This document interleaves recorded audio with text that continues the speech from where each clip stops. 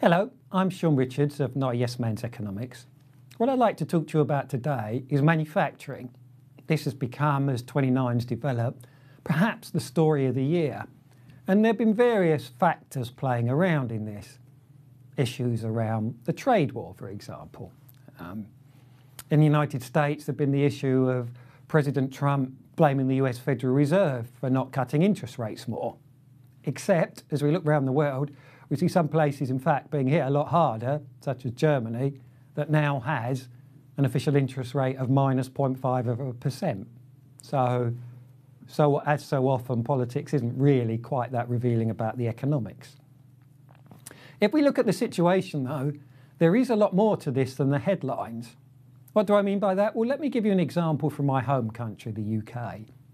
You see, the level of manufacturing here has not yet got back to the pre-credit crunch peak.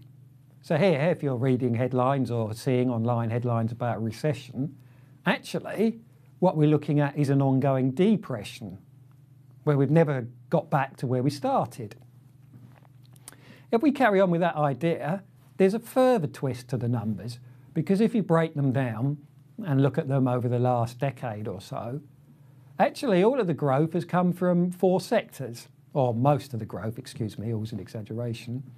And the trouble is, though, looking at it from a UK perspective, of those 4, 2 of them, motor vehicles, transportation, are obviously in trouble now for other issues. I'll come to that in a moment. So that's the underlying theme here, that the area in general has been troubled, and this is part of a shift in world economies from things like manufacturing to the service sector.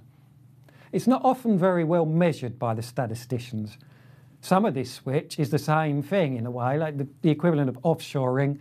Some companies say now have their accountancy, which they used to do in-house, done by service firms. So that some of it isn't really an actual change, but some of it is.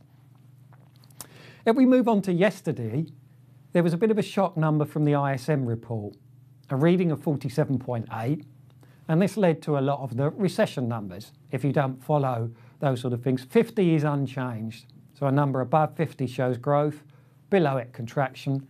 So we had 2 months in a row for the US using that particular survey of contraction, and it got sharper. So that attracted the attention of financial markets. Bonds rose, S&P fell. That was the pattern.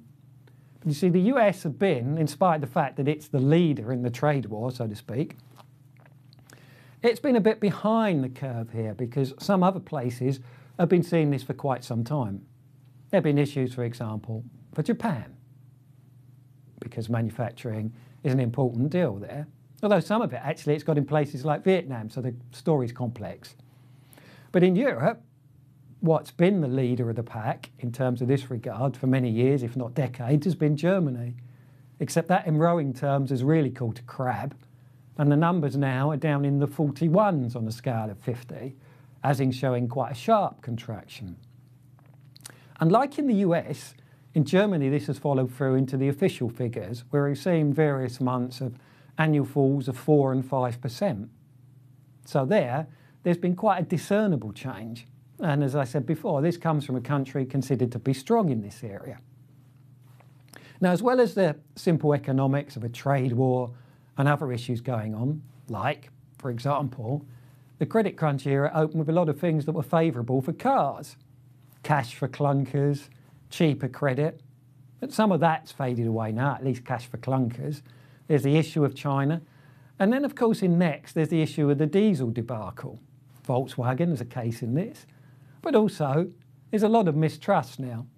In the UK, I have a diesel that was promised under all sorts of regulations to be clean. I now know it wasn't. So as you can see, there's quite a complex picture here. But 2019 may or may not show a recession for manufacturing, but certainly in UK times, it looks like an ongoing depression. Thank you.